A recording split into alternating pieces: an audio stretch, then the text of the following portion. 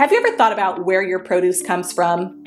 Most grocery chains receive produce from various local and national farmers.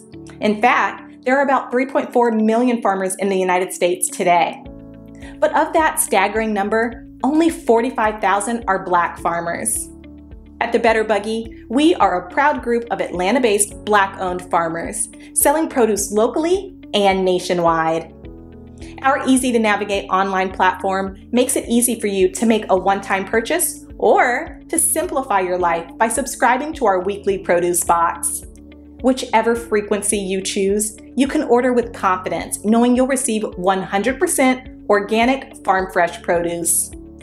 If you're looking for a thoughtful gift for a loved one that they'd actually find useful, be sure to pop by our online store where you can snag a gift card your recipient can use to order their own produce and t-shirts. Ready to start supporting local Black-owned farms and making healthier food decisions? Visit thebetterbuggy.com now to start shopping. Ladies and gentlemen, the mice in Australia is labeled a plague.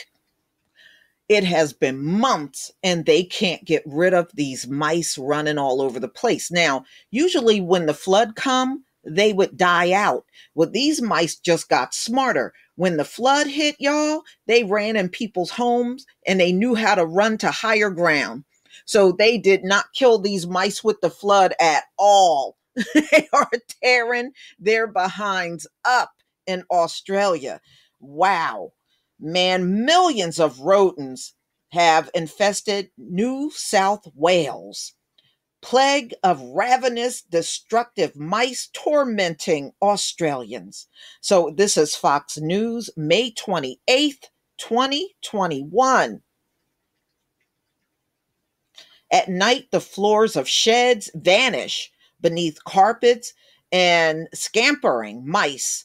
Ceilings come alive with the sounds of the scratching. One family blamed mice chewing electrical wires for their house burning down. Wow. They're in everything. So New South Wales is the one that is, that's the location that's heavily hit. And they said the states are being threatened by the mice plague that the state government describes as absolutely unprecedented. Just how many millions of rodents have infested the agriculture plains across the state is guesswork. We're at a critical point now where if we don't significantly reduce the number of mice that are in plague proportion by spring, we are facing an absolute economic and social crisis in rural and regional New South Wales. This is the agriculture minister, Adam Marshall, said this month. Y'all, I did this story back in February. We're damn near in June. And these mice are, they are just going and growing in numbers and keep breeding and they said they are literally in everything, including the water supply. They're in everything. People are saying they're in their cabinets. They're all in their bedrooms. They're in their bathrooms. I couldn't take that.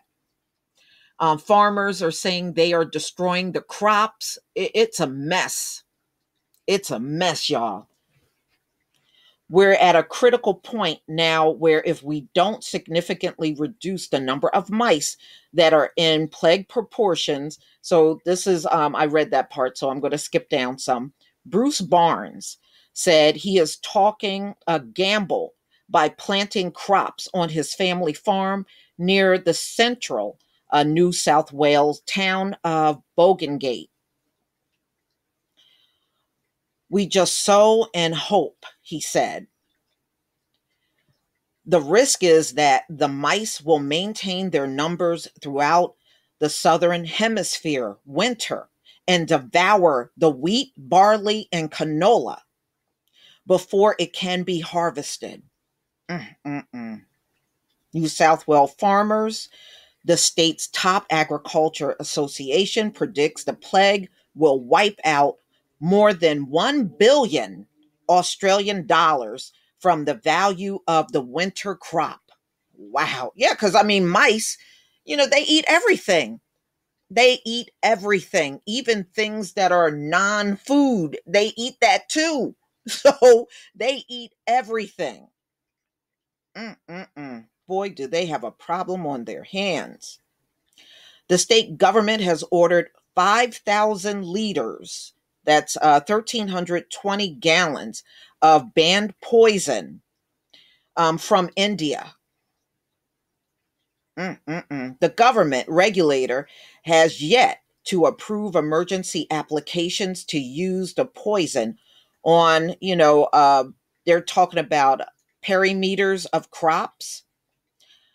Critics fear the poison will not only kill mice, but also animals that feed on them.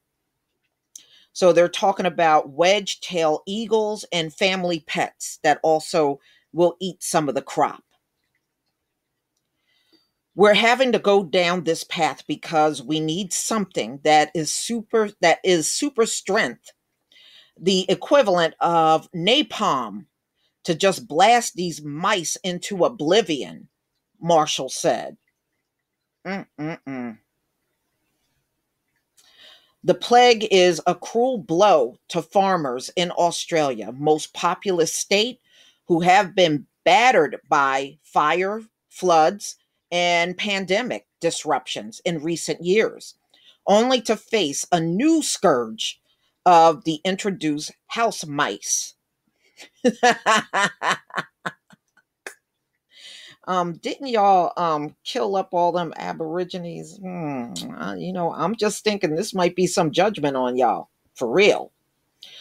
The same government commission advisors who have helped farmers cope with the drought, fire, and floods are returning to help people deal with the stresses of mice. The worst come after dark when millions of mice that had been hiding and dormant during the day become active. Yeah, because they're nocturnal, they're most active at night. By day, the crisis is less apparent. Patches of road and dotted with squash mice from the previous night, but birds soon take the carcasses away. Haystackers are integrating due to ravenous rodents that have burrowed deep inside. Ugh, can you just imagine? They're just in everything. Everything you pick up, a load of mice are dropping out of it. Ugh, that would just make me crazy. That would make me crazy. Uppin a sheet of scrap metal lying on a paddock will send dozens of mice scurrying. Yeah, so everything they touch, mice are just coming out of it. Oh, that wouldn't, oh man, I couldn't handle that. The sidewalks are screwing with dead mice that have been eaten by poison. They ate the poisoned bait, so they're all over the sidewalks where they live. But constant, both day and night, is a stench of mice urine and decaying flesh. I bet you the smell is horrible with that amount of mice. Oh, the smell is, they said the people's greatest gripe is the smell of all of, yeah, because when you got a bunch of them, yeah, they can stink up the place. You deal with it all day. You're out baiting, trying your best to manage the situation, then come home and just a stench of dead mice, said Jason Kahn, a generation farmer near Wellington in central New South Wales. They're in the roof cavity of your home if your house is not well sealed. They're in the bed with you. Oh,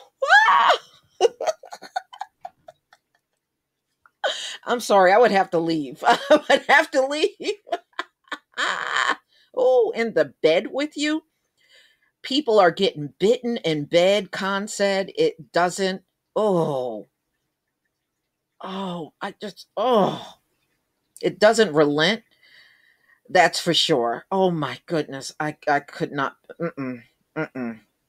Colin Tink estimated he drowned 7,500 mice in a single night last week in a trap he set with a cattle feeding bowl full of water at his farm outside Dubbo.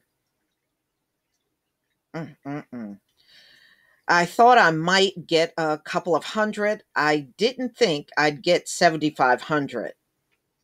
Barnes said the mice carcasses and excrement in roof are polluting farmers' water tanks. People are getting sick from the water.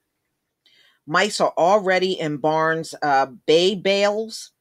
He's battling them with zinc, uh, phosphite bait. Okay, so that's like a cake of bait that he's putting down. That's what it's coming in my head. So only legal chemical control for mice use in broad scale agriculture in Australia. So he's hoping that the winter frosts will contain the numbers. Well, I don't know. They may be smart enough to go somewhere else from the way it looks. So, wow. Government researcher Steve Henry, whose agency is developing strategies to reduce the impact of mice on agriculture, said it is too early to predict what damage will occur by spring. I mean, they're focusing a lot on farmers, but what about the average person that's dealing with this that's not a farmer? They're not even talking about them. He travels across the state holding community meetings, sometimes twice a day, to discuss the mice problem. People are fatigued from dealing with the mice, Henry said.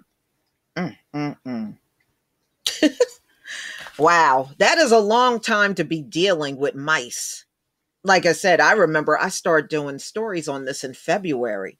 You would think this would not still be going on in Australia, but it's going strong. Mice. Well, you know what, y'all? This is more evidence that we're in the final days. These mice usually would drown during the flood. They now got enough sense to get out of the way when the floods come. This is definitely biblical for real. But y'all, please tell me what you think. Please leave your comment and subscribe. Don't forget to hit on the notification bell, and I'll see you on the next video.